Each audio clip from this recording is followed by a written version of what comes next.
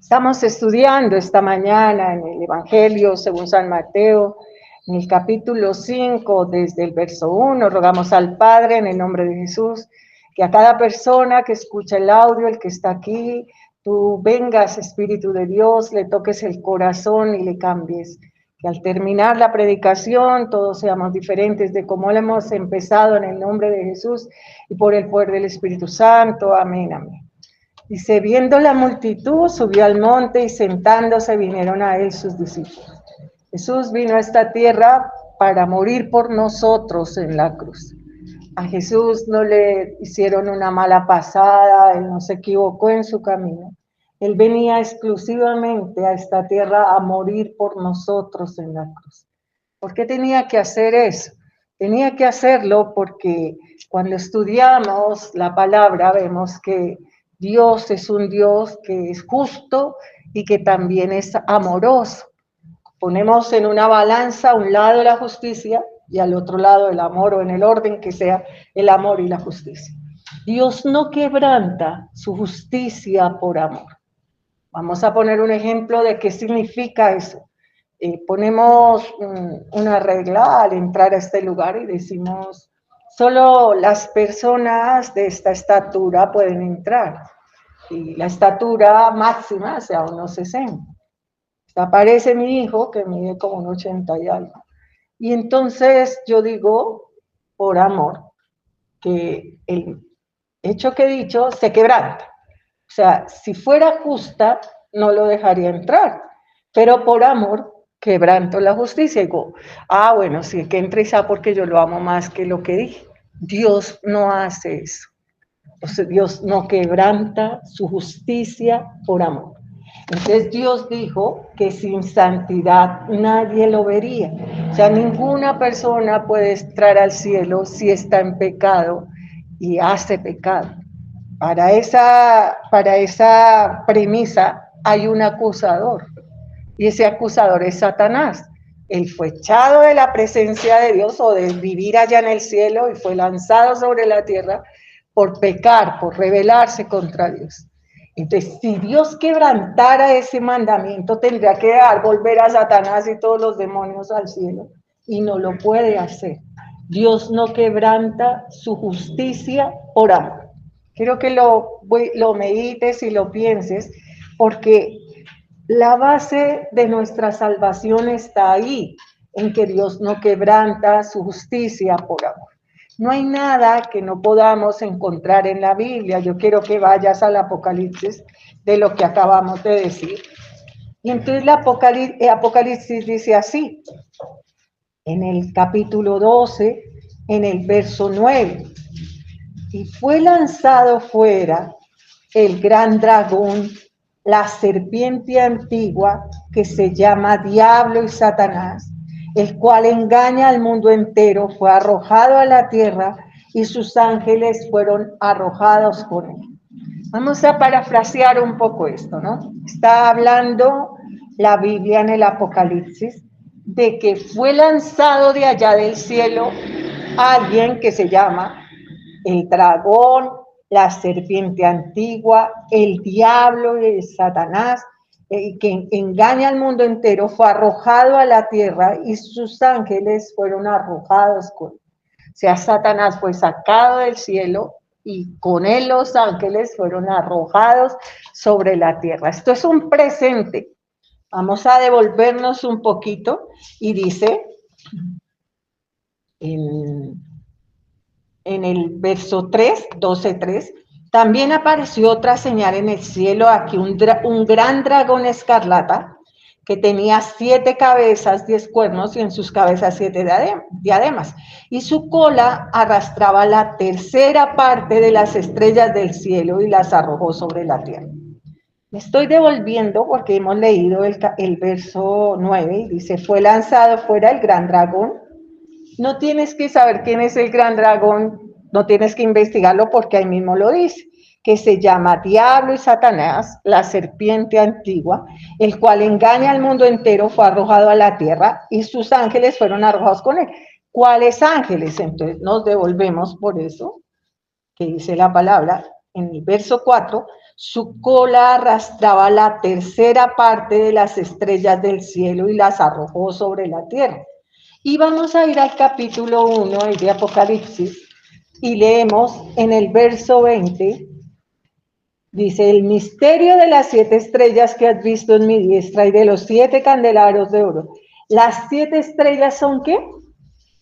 Los ángeles. Entonces ya entendimos por la Biblia misma que el dragón es la serpiente antigua, el diablo, Satanás, y que las estrellas son los ángeles. Entonces, Satanás engañó la tercera parte de los ángeles del cielo. Volvemos al 12:4 y dice, y su cola arrastró la tercera parte de las estrellas del cielo y las arrojó sobre la tierra. ¿Qué arrojó con, qué cayó con él? ¿Qué cayó con Satanás? Los ángeles de Dios, la tercera parte de los ángeles de Dios. Y volvemos al 9. Y fue lanzado fuera el gran dragón, la serpiente antigua que se llama Diablo y Satanás, el cual engaña al mundo entero, fue arrojado a la tierra, y sus ángeles, ¿cuántos? La tercera parte de los ángeles del cielo fueron arrojados con él. ¿Hasta ahí hemos entendido? Bueno, dice, entonces oí una gran voz en el cielo que decía, ahora ha venido la salvación, el poder, el reino de nuestro Dios y la autoridad de su Cristo, porque ha sido lanzado fuera, ¿el qué? El acusador de nuestros hermanos, el que los acusaba delante de nuestro Dios día y noche. O sea, te he dicho que Dios no quebranta su justicia por amor. Entonces, cualquier persona que Dios amare y muriere, llega al cielo, ahí mismo va Satanás, que es el acusador, y dice, ¿por qué la vas a dejar entrar al cielo?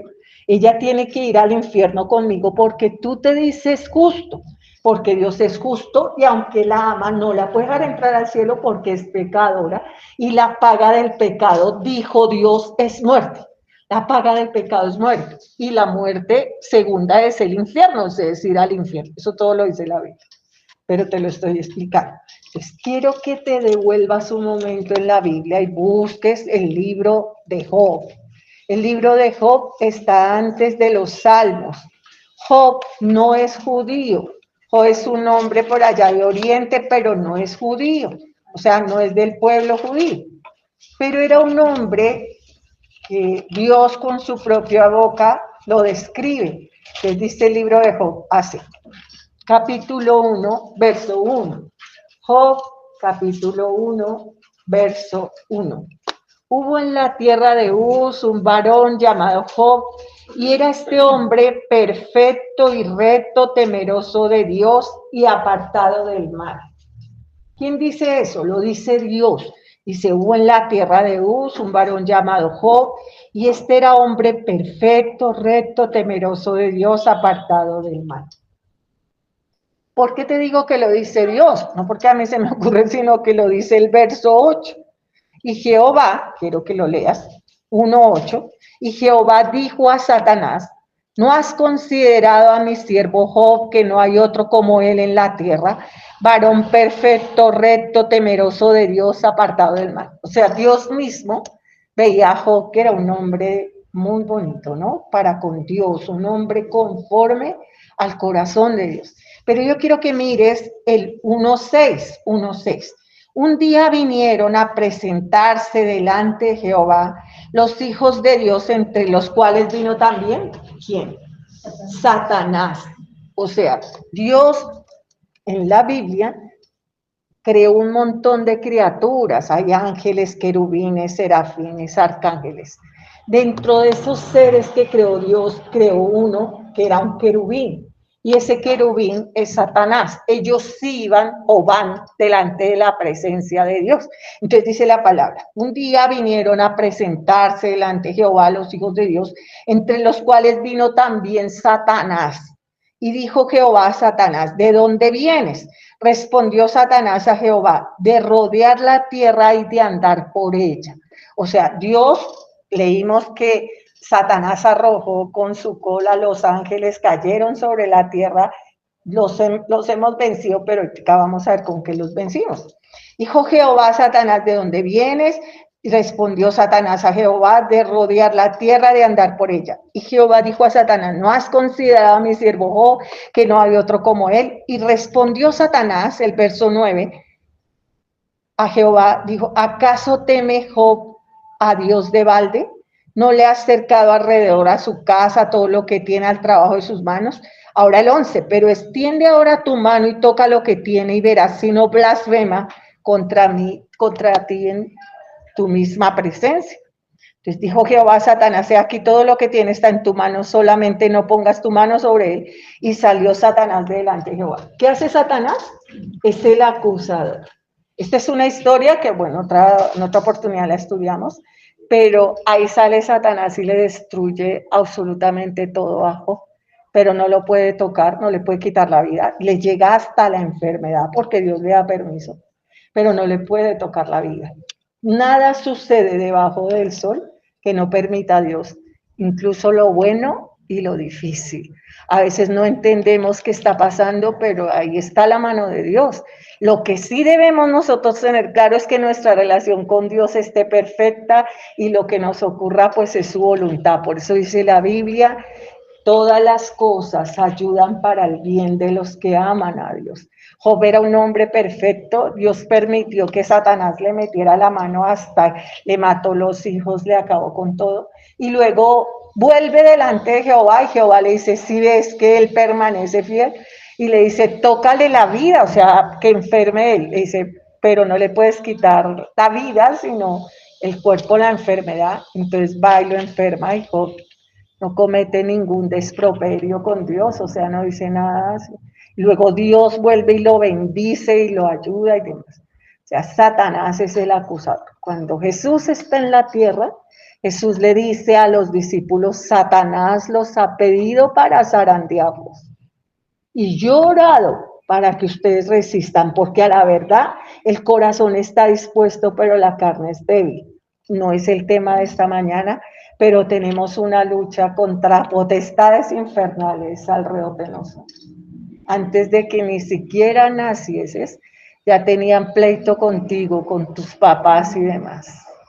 Y muchas de las cosas que te pasan no las entiendes ahora, pero las entenderás después cuando trates realmente con Dios y veas que tu lucha no es realmente contra carne y sangre, sino contra potestades, contra principados, contra malignas fuerzas espirituales. Hasta ahí quiero que quede claro que Satanás es el acusador, ¿no? Volvemos a Apocalipsis 12 y entonces dice, en el verso 9, ahora que entiendes un poco más, y fue lanzado fuera el gran dragón, la serpiente antigua, que se llama Diablo y Satanás, el cual engaña al mundo entero, fue arrojado a la tierra y sus ángeles fueron arrojados con él. Ya aclaramos que cuáles ángeles, pues eran los mismos ángeles de Dios. La tercera parte engañó Satanás, o sea, se reveló.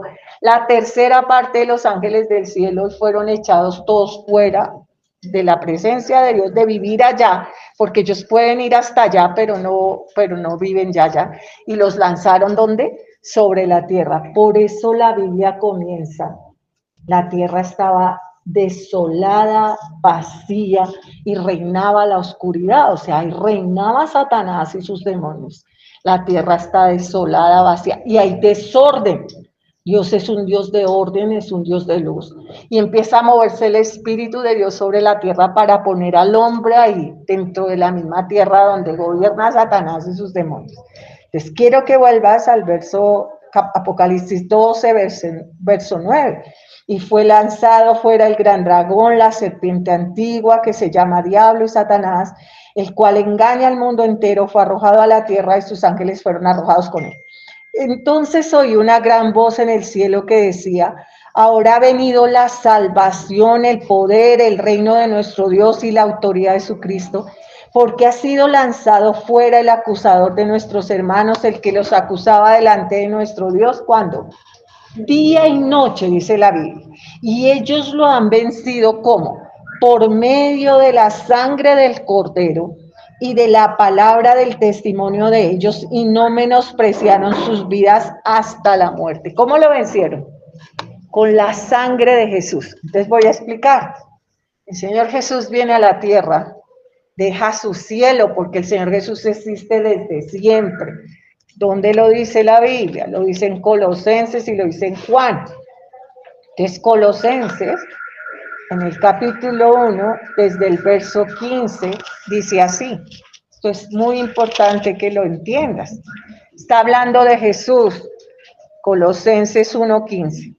Él es la imagen del Dios invisible, el primogénito de toda la creación, porque en Él fueron creadas todas las cosas, las que hay en los cielos, las que hay en la tierra, visibles e invisibles, sean tronos, sean dominios, sean principados, sean potestades, todo fue creado por medio de Él y para Él, y Él es antes de todas las cosas, y todas las cosas en Él subsisten, y Él es la cabeza del cuerpo que es la iglesia, el que es el principio, el primogénito de los muertos, para que en todo tenga la preeminencia, por cuanto agradó al Padre que en Él habitase toda plenitud.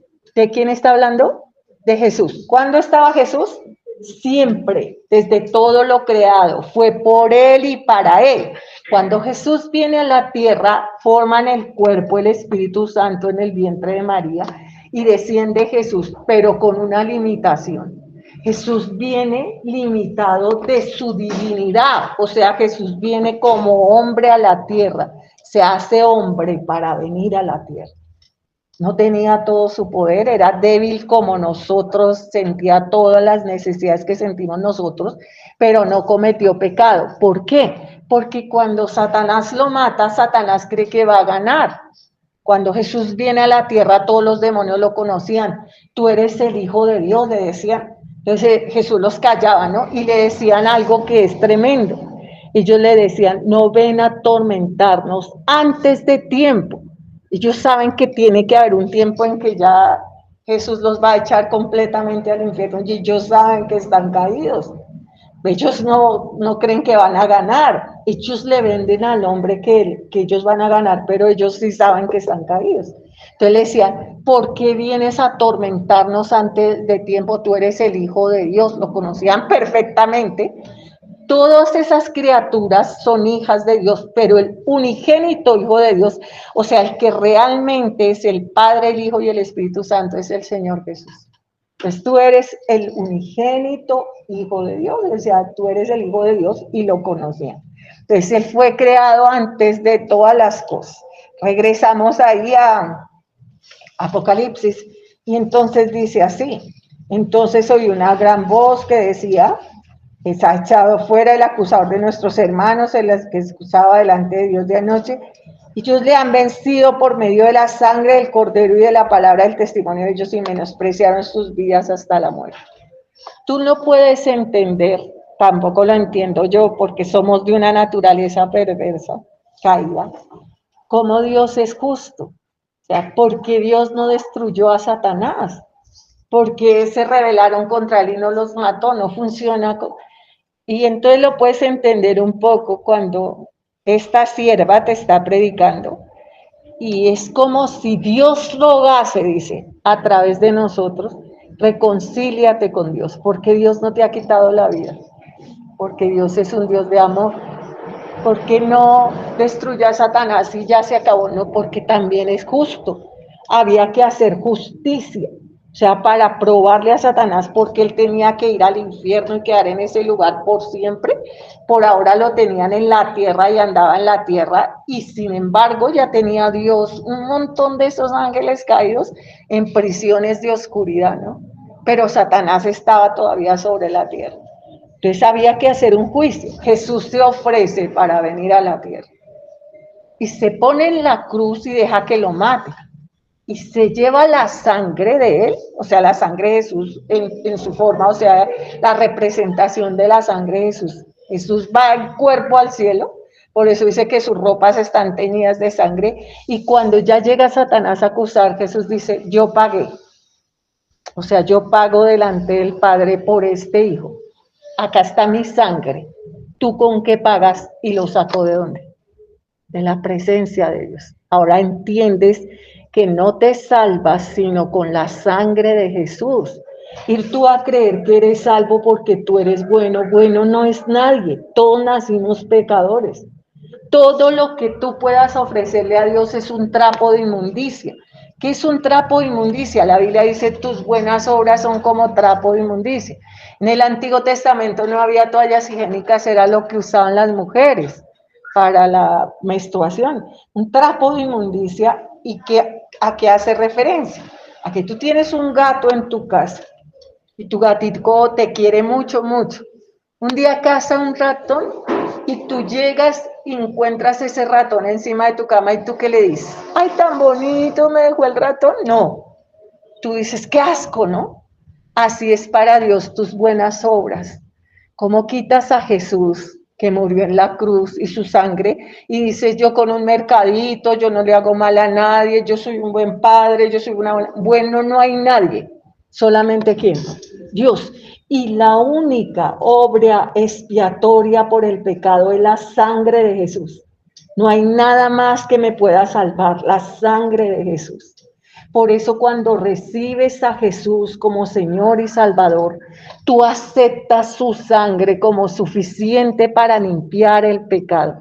Es un acto de fe y es un acto de humildad, porque nuestra naturaleza es tan perversa que nosotros creemos que nos podemos salvar porque dimos un mercadito, porque ayudamos a pasar la viejita a la calle.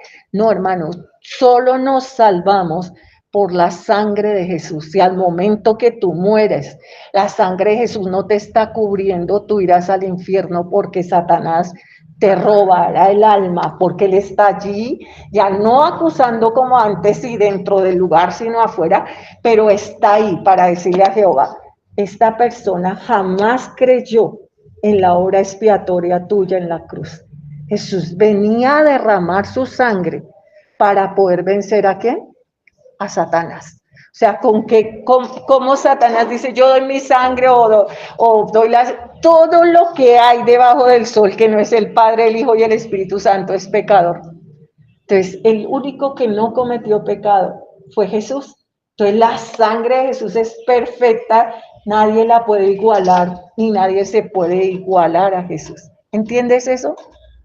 Si lo entiendes, si no lo entiendes, ve a tu casa y arrodíllate y dile a Jesús, dame a entender lo preciosa que es tu sangre. Ahora voy a explicarte algo que es un tema real y verdadero, pero tremendo. Existe el satanismo existe desde siempre, que es adoración a los demonios y todo eso, pero existe bajo muchos nombres, brujería, hechicería y todo eso. Pero hay una forma de satanismo tremenda y es la masonería, o sea, la masonería es algo y ser masón es una forma elegante de hacer culto satánico. Entonces en Colombia casi todos los presidentes son masones, ese señor Botero era masón, o sea, gente que eso es a unos niveles diabólicos terribles. Pero el satanismo, que Jehová reprende y consuma por la sangre poderosa de Jesús, está contagiando la música, todas esas cosas de los cines, de todo está lleno de Satanás y sus demonios porque sabe que les queda poco tiempo. El problema es que cuando estás en ese mundo y hay gente que ha entregado su alma, entonces hace un pacto con el diablo y le entrega su alma. Y la forma de entregarle su alma es a través de pactos de sangre y demás. Cuando esas personas entienden el Evangelio, una que otra ha entendido el Evangelio y ha dicho, yo ya no quiero ese pacto, yo no quiero seguir con Satanás, yo quiero romper ese pacto. Entonces, en esos cultos satánicos incluso usan la Biblia y no tiene poder. Lo único que tiene poder para vencer a Satanás es que la sangre de Cristo, entiéndelo bien. O sea, la sangre de Cristo es valiosa, es preciosa. Él pagó por mí en esa cruz. Mientras moría pensaba en ti. Y solo con esa sangre tú llegas a la presencia de Dios a través de Jesucristo, pero realmente a través de su sangre. ¿Cómo lo vencieron?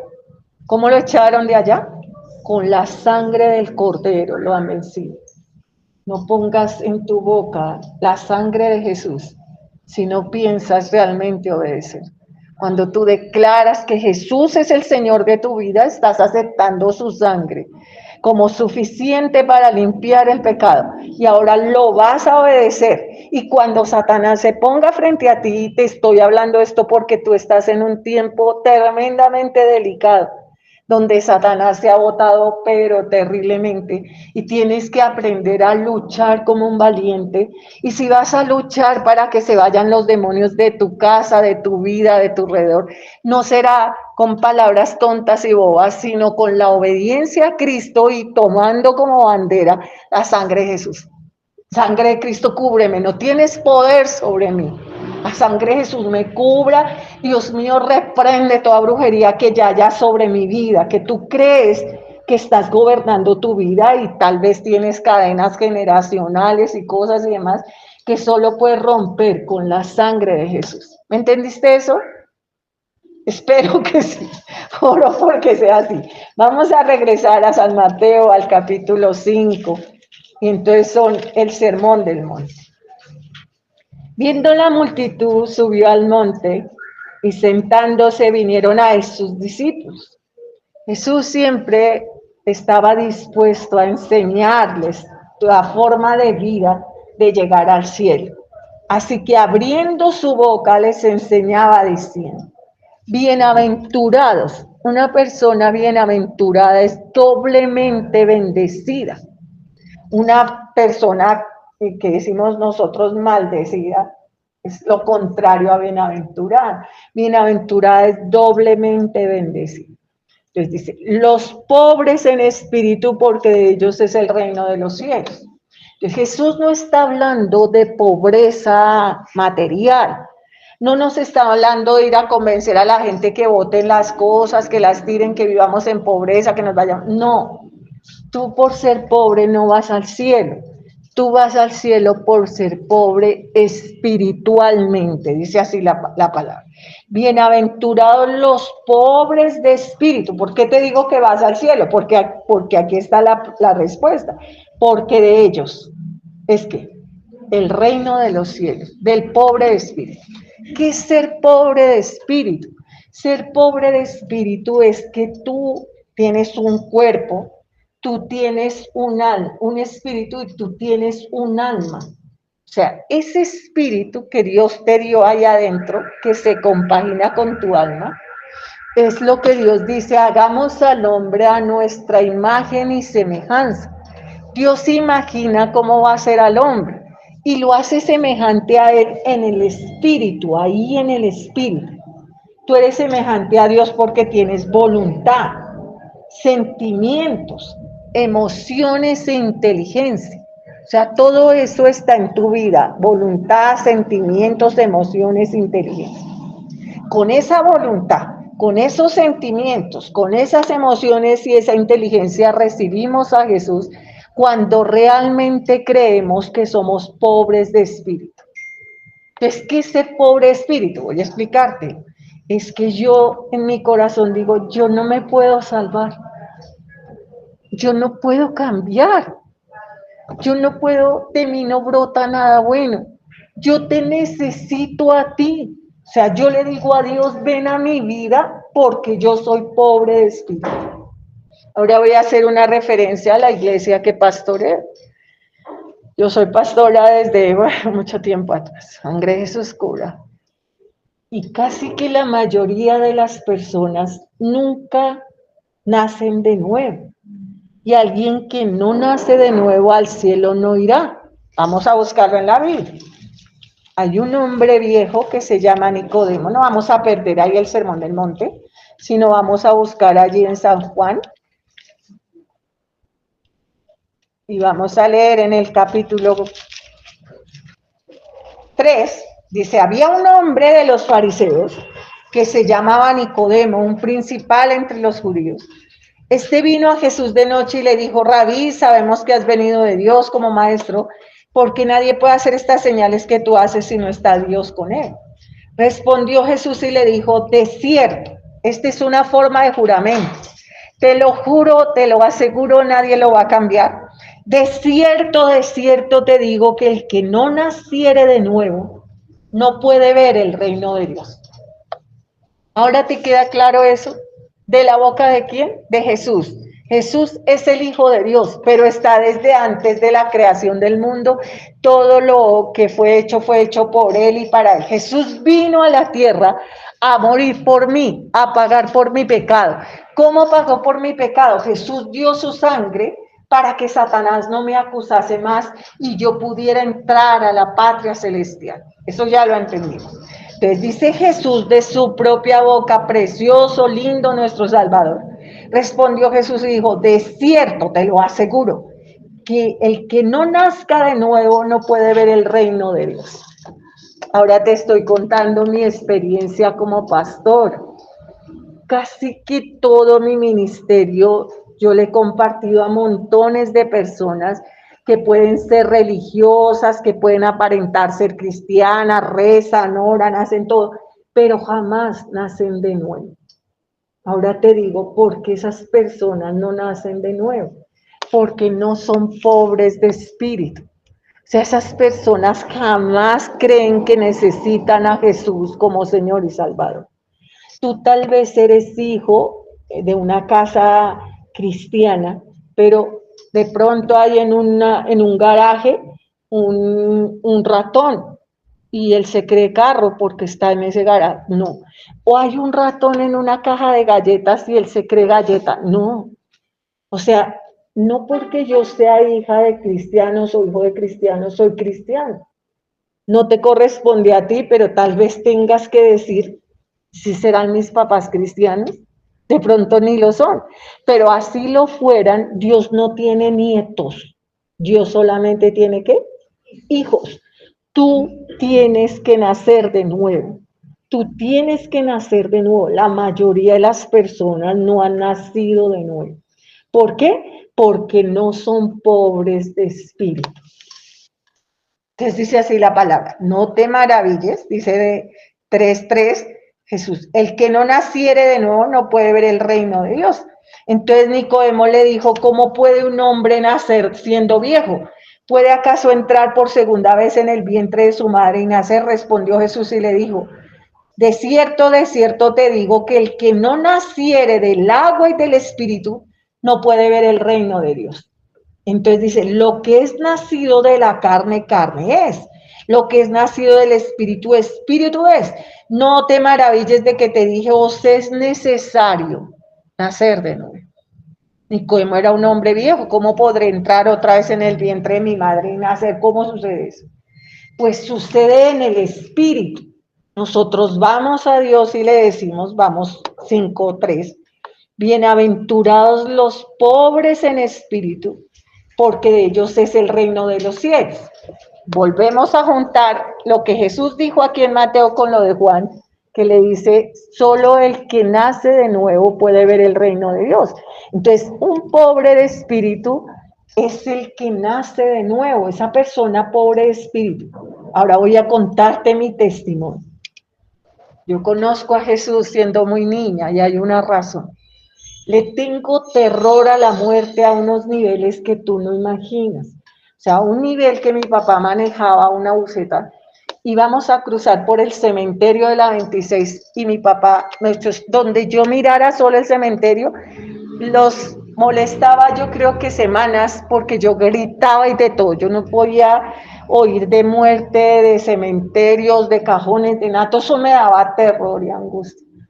Pero no paraba ahí, ya llegó hasta cosas graves, entonces se me ocurría, por ejemplo, sucedía que se perdía una aguja y yo decía, me la enterré. Y Dios mío, eso mi papá y mamá me decían, no se va a morir, yo la hubiera sentido. Y lo tremendo es que después de pasar años y vida, siempre encontraban la aguja. O sea, de verdad, había una aguja y yo decía, ay, me la enterré, yo me voy a morir. Cogía una moneda y yo decía, yo me voy a morir. Entonces ya fue tan grave eso que me llevaron hasta en la Javeriana porque tenían ahí, yo no sé cómo, y al psiquiatra me hicieron un montón de exámenes y cuando terminaron los exámenes el señor dijo, señora, gracias a Dios, bueno, misericordioso, porque me hubieran podido dar pastas y demás para controlarme. Ese señor dijo, no, usted tiene una niña que es inteligencia superior y por eso es que esa niña como porque uno se muere, o sea, la muerte para mí era cosa impresionante. Yo conocí a Jesús por eso, lo recibí en mi corazón. Yo no podría haber vencido eso si Jesús no estuviera en mi vida. Yo era pobre de espíritu. O sea, yo sí en mi corazón le decía, Dios, te necesito. Si tú existes, si tú resucitaste, si venciste la vida, entra en mi vida. Y entró en mi vida. Y nací de nuevo. Pero tú no lo necesitas. Ese es el problema con la gente. La gente necesita cosas. Entonces la gente necesita comida, vestido, un novio, una vida diferente, pero a Jesús no lo necesitas. Entonces para ser pobre de espíritu tengo que verme adentro de mi ser y decir, yo quién realmente soy, quién realmente yo soy. Vamos a ir a Juan y entonces Juan dice así, para que lo veas tan precioso ahí el Señor. Entonces Juan dice así, dice Juan, en el capítulo 16, en el verso 5. Jesús se va de la tierra, pero ahora voy al que me envió y ninguno de vosotros me pregunta a dónde vas. Él les está hablando a los discípulos. Antes porque os he dicho estas cosas, tristeza ha llenado vuestro corazón. Piensa ahora en Jesús, el Hijo de Dios. No es una fuerza, no es un poder. Está hablando con sus discípulos y les dice, pero ahora voy al que me envió. Y ninguno de vosotros me pregunta dónde vas. Antes, porque os he dicho estas cosas, tristeza ha llenado vuestro corazón. Se han encontrado San Juan capítulo 16, verso 7. Vamos ahí, ¿no? San Juan capítulo 16, verso 7. Pero yo os digo la verdad, Jesús, ¿no? Os conviene que yo me vaya, porque si no me fuera, el Consolador no vendría a vosotros. Mas si me fuere, os lo enviaré. Y cuando Él venga, convencerá al mundo de pecado. Es lo primero. O sea, ¿de qué hablaba Jesús? De que cuando Él se fuera, no nos iba a dejar solos, iba a enviar al Espíritu Santo. O sea, el Espíritu Santo es la tercera persona de la Trinidad. Es el que está en este tiempo, en esta tierra, y es el que hace que tú nazcas de nuevo. O sea, el Espíritu de Dios entra en tu vida. Ya no estás tú, sino que está Él en ti. Entonces tú dices como el apóstol Pablo, ya no vivo yo, es Cristo quien vive en mí. Pero Cristo vive en mí en la forma de ¿qué? Del Espíritu Santo. Pero mira lo que dice la palabra. Pero os conviene que yo me vaya, porque cuando Él venga, dice el verso 8, y cuando Él venga, convencerá al mundo primero de ¿qué? De pecado. ¿Por qué pecado? Porque cuando Adán y Eva estaban en la tierra, Dios los puso, ellos venían a decidir entre dos mundos, que era el de las tinieblas que vivía ahí y el de Dios. Pero no es que fuera a darle Dios poder a Satanás, sino era hacerle un juicio completo y acabarlo, destruirlo completamente. Entonces el hombre tenía esa decisión y el hombre le creyó a Satanás, porque Satanás se hizo como una serpiente y engañó a la mujer y la mujer le dio de comer al hombre y pecaron, entonces quedaron como separados de Dios.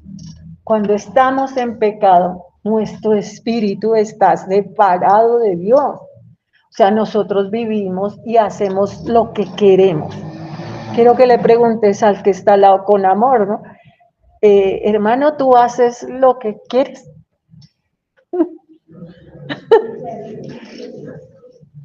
Y vamos a hacer otra pregunta, más así de bendición. ¿O tú haces lo que Dios quiere? ¿Tú haces lo que quieres o tú haces lo que Dios quiere? ¿Cierto? Eso es lo que nos está Dios mandando que nos preguntemos. Cuando yo hago lo que Dios quiere, yo ya no estoy en pecado. Cuando yo hago lo que yo quiero, yo estoy en pecado. El Espíritu Santo vino a convencerme ¿de qué?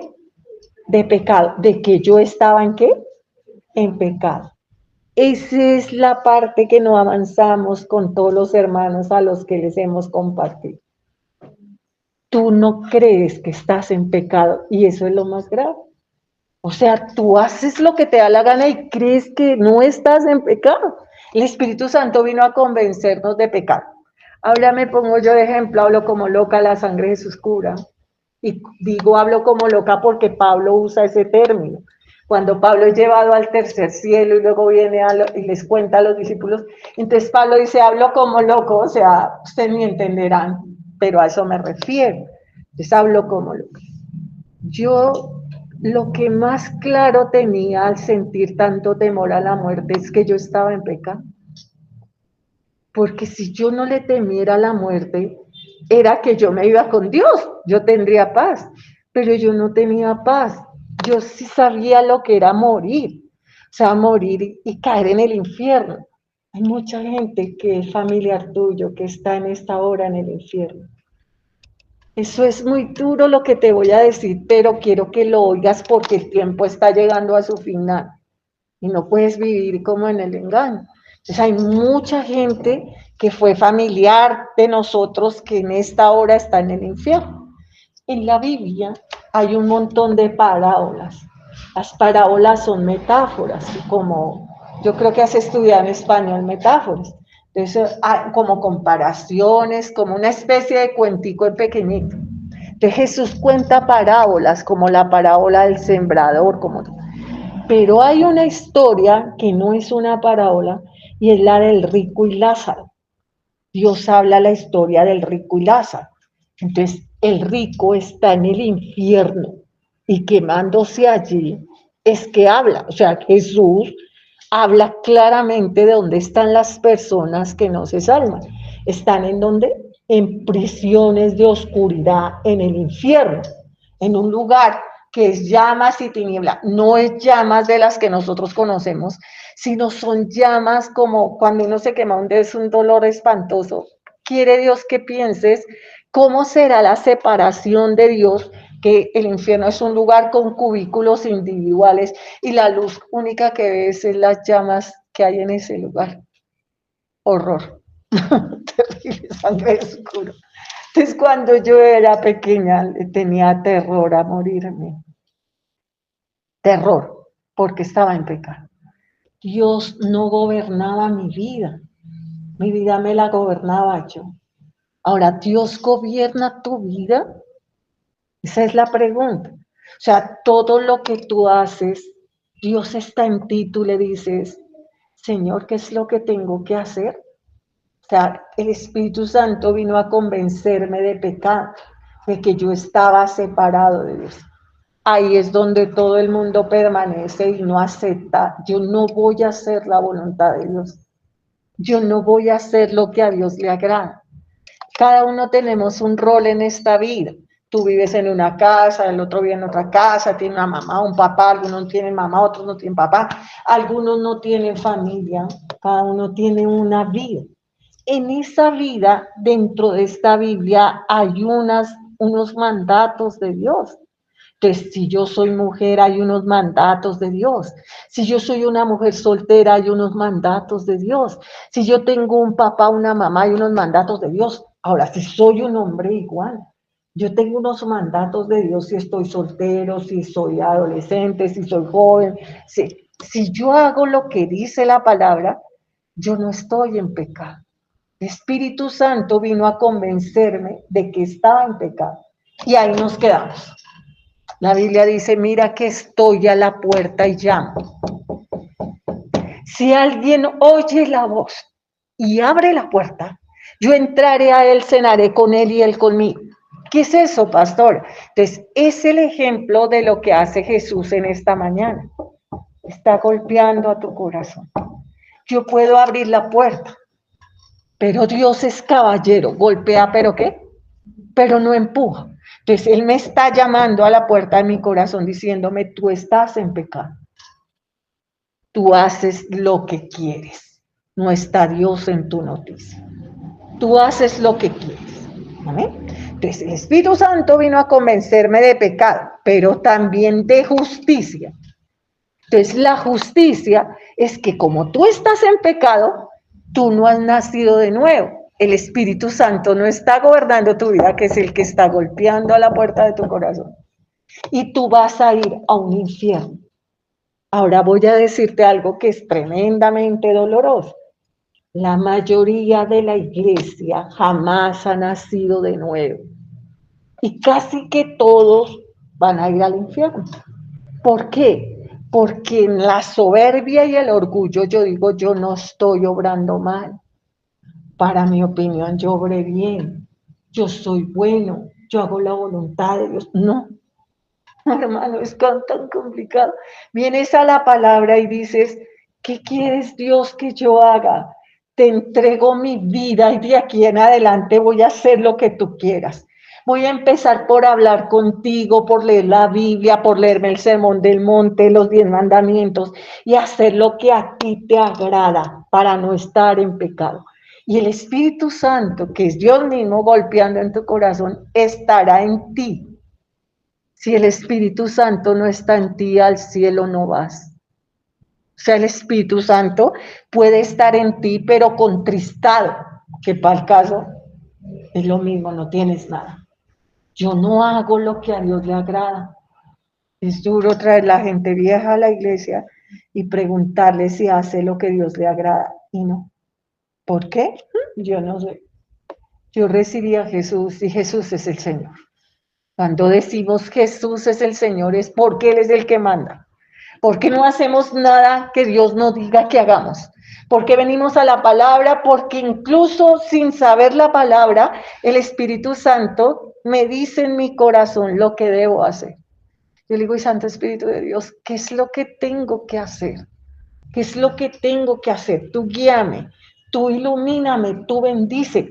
Y la palabra dice, vino a convencer al mundo de pecado, de justicia y de juicio. O sea, de que hay un infierno y habrá un juicio. Entonces dice el verso 9, de pecado por cuanto no creen en mí.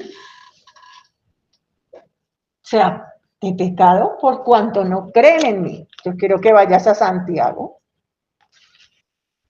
a la carta del apóstol Santiago, un medio hermano del Señor Jesucristo. Y entonces dice Santiago en el capítulo 12, el verso 19, tú crees que Dios es uno, bien haces. O sea, ya sabemos que Dios es uno, Padre, Hijo y Espíritu Santo, bien haces. También los demonios, ¿qué? Creen y ¿qué hacen? Y tiemblan. Pues ¿cómo no van a creer si ellos vivieron con Dios? Y no solo le creen, sino le tiemblan. Entonces no basta con que tú digas que crees en Dios, sino le ¿qué? Obedeces, hermano. Entonces dice, vine a convencer de pecado por cuanto ustedes no creen en mí. Realmente la palabra que va ahí es obediencia. O sea, ustedes creen que yo existo, pero si creyeran, obedecerían. Les voy a ponerte ejemplos claros para que te queden como más fácil de entender. Yo me levanto esta mañana y siento como en el corazón desánimo de vivir. Y entonces voy a mi espíritu, que no me pertenece, sino le pertenece ¿a quién? A Dios. Y la Biblia dice, no puede estar triste un corazón que tiene a Cristo. La Biblia dice, gozaos, otra vez gozaos. Cuando alegraos, o sea, alegrarse no es un sentimiento ni es una emoción, es una ¿qué? Decisión. No puede estar triste un corazón que tiene a Cristo. Entonces yo pues, mi sangre Cristo cúbreme, sangre Cristo cúbreme. ¿Contra quién lucho? Lucho primero contra mí misma, porque mí misma quiere autoconmiserarse y destruirse, pero no puedo, no es que soy cristiana, no puede estar triste un corazón que tiene a Cristo. O obedezco a Dios o no lo obedezco. Y el Espíritu Santo que está en mí está golpeando todo el tiempo, o sea, nunca pelea al Espíritu de Dios. La Biblia dice, no es con espada ni con ejército, sino con el Espíritu de Dios. Entonces, no pelea como nosotros peleamos. Él golpea, pero no empuja. Pero cuán pronto yo digo, Señor Jesús, decido alegrarme, empiezo a cantar salmos, alabar a Dios, darle gracias por todas las cosas. El Espíritu Santo se mueve en mí, me da un gozo y una paz, porque yo abrí, ¿qué? La puerta. Pero si yo me autoconmisero y todo eso, ¿y abrí la puerta a quién? a Satanás y me destruya hasta donde sea. Pero ese es un ejemplo sencillo. Ahora voy a decirte uno más complicado. Entonces salgo y me encuentro en la calle una persona que es quien me paga un sueldo. Entonces esa persona me dice, yo le pago un sueldo por llevarme estos talegos hasta allá, esa esquina, y todo el día, y pasa el día, y esa persona viene y son las 6 de la tarde, acabado el tiempo del trabajo, y me dice, ay, me trabaja hasta las 10 o no le pago. Entonces yo digo, este me la está montando. Y puedo decir un verso mundano que dice, si me hacen una, yo le hago dos, aunque no lo mande Dios. ¿Sí? Puedo decir, o puedo decir lo que dice la Biblia, si te obligan a cargar una milla, ¿vas qué? Dos. Y uy, Santo Espíritu de Dios, toda tu naturaleza se levanta, se rebota. Pero tú dices, no, no, sangre de Cristo, cúbreme, yo puedo ir, sí, tranquilo, yo voy. Si te quieren quitar la capa, ¿les das qué? La camisa. Si te pegan en una mejilla, ofreces la otra.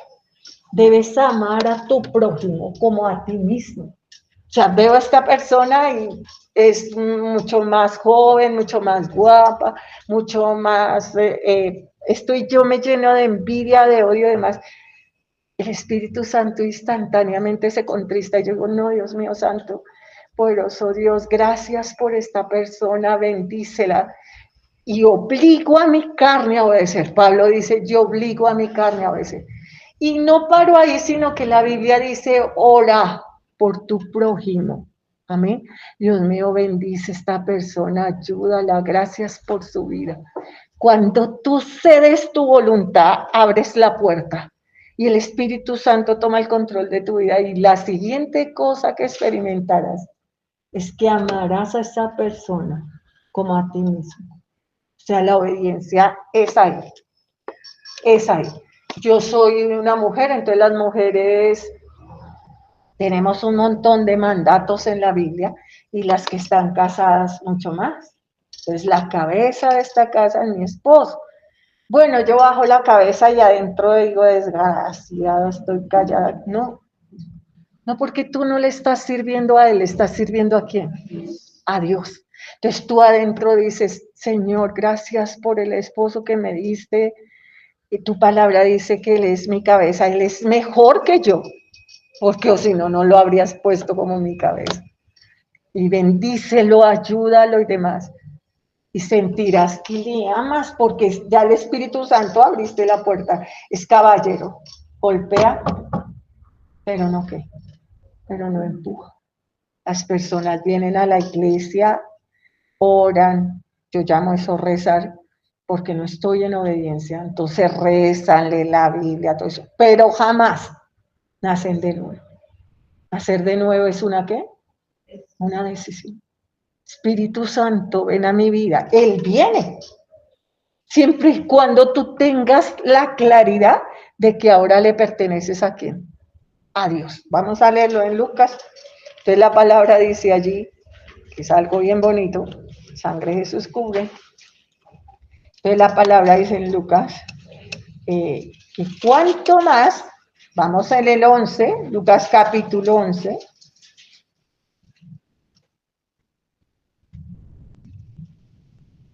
verso 9.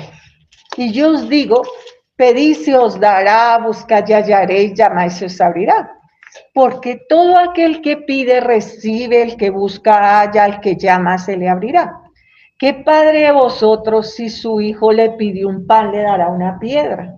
Tendría que ser un padre, pero esos bien malos como los padres por ahí. O si pescado en lugar de pescado le dará una serpiente, o si le pide huevo le dará un escorpión.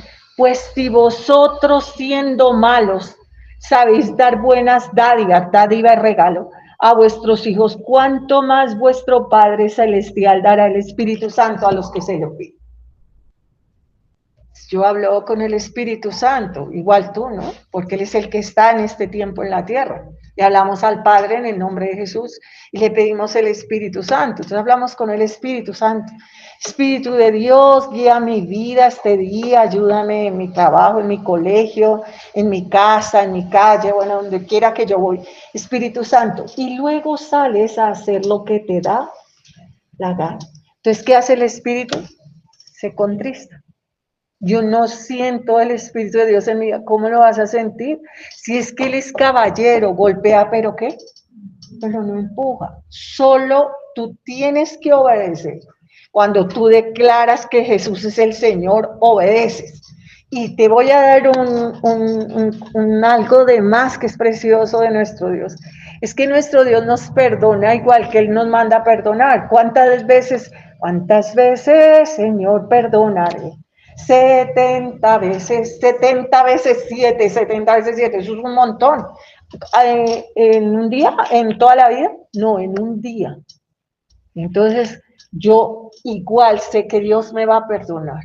Entonces, yo hago una maldad y puedo retroceder, hermano. Hazlo. Retrocede. Endereza tu camino. Ve y restituye, repara, pide perdón, vuelve a empezar. Yo voy por la calle y veo una persona a la que le tengo que compartir de Jesús y yo me meto en mis cosas y luego volteo y no está esa persona y digo, ay, qué embarrada este pedacito.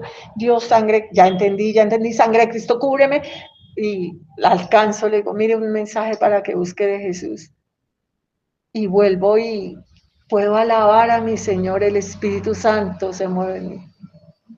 Y el Espíritu Santo, pues imagínate, todos los dones y los frutos los da el Espíritu Santo.